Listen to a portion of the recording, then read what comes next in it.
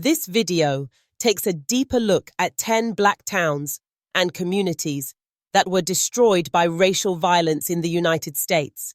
We will examine their population, their economic strength, and the specific ways white mobs or white-led forces dismantled them.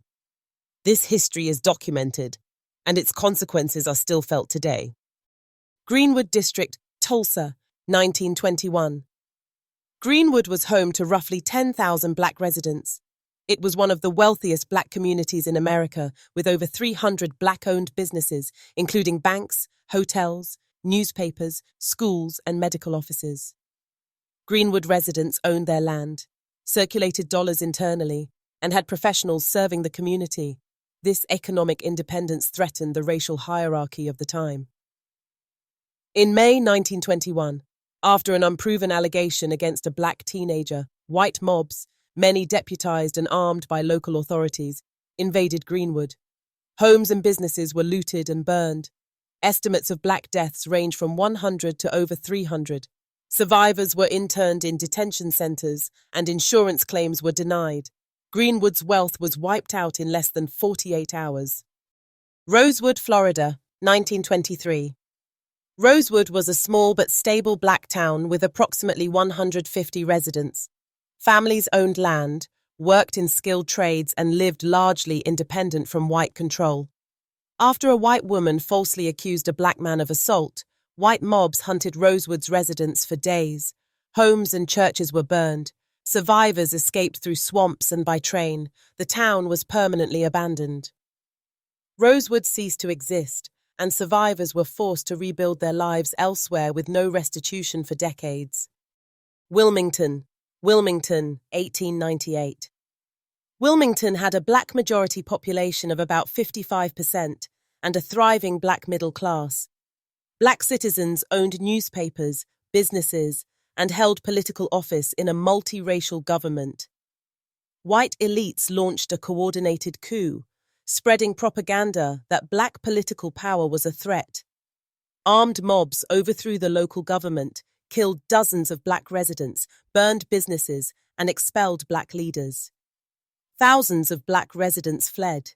Political power was forcibly returned to white control, reversing Reconstruction progress. Elaine, Arkansas, 1919. Elaine was a rural Black community of sharecroppers and land laborers, many attempting to organize for fair pay. The population included several hundred Black families. White landowners feared losing economic control. When Black farmers met to form a union, white mobs, backed by law enforcement and federal troops, launched mass violence. An estimated 200 to 800 Black residents were killed. The organizing movement was destroyed, and economic exploitation continued. Ocoee, Florida, 1920. Ocoee had a small but prosperous Black population of several hundred residents, many of whom owned land and businesses. On Election Day, white mobs attacked Black voters attempting to exercise their rights. Homes, churches, and businesses were burned. Black residents were murdered or driven out. Ocoee became an all-white town for over 60 years, erasing Black land ownership and political participation. Colfax, Louisiana, 1873. Colfax was part of a parish with a large Black population newly enfranchised after the Civil War.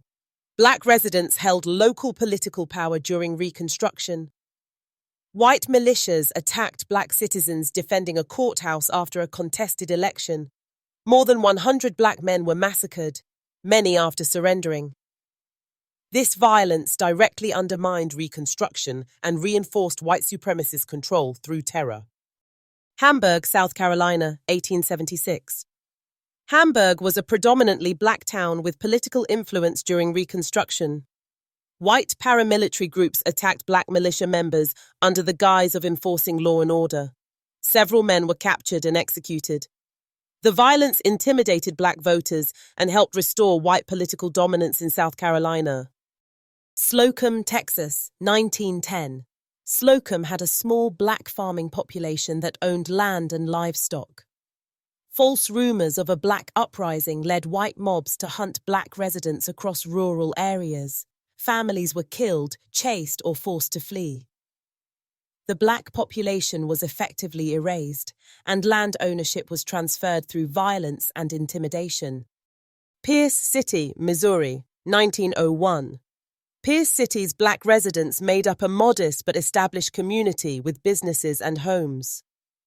After an accusation against a black man, white mobs lynched black residents, burned homes, and forced the entire black population to flee.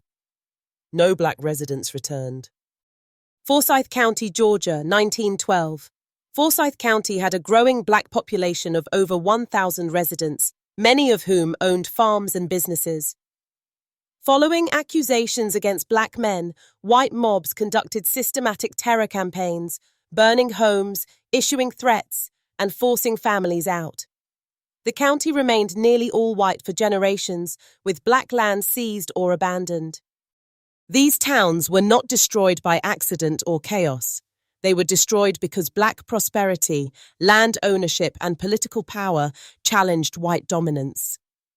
The loss of homes, businesses, and generational wealth from these events compounds across time. Understanding this history is essential to understanding modern racial inequality. Prosperity was built. Violence destroyed it. History must be remembered. We must continue to remind this country of what they've done. We cannot allow for this history to be forgotten or brushed aside. These events shaped how our lives today are impacted today.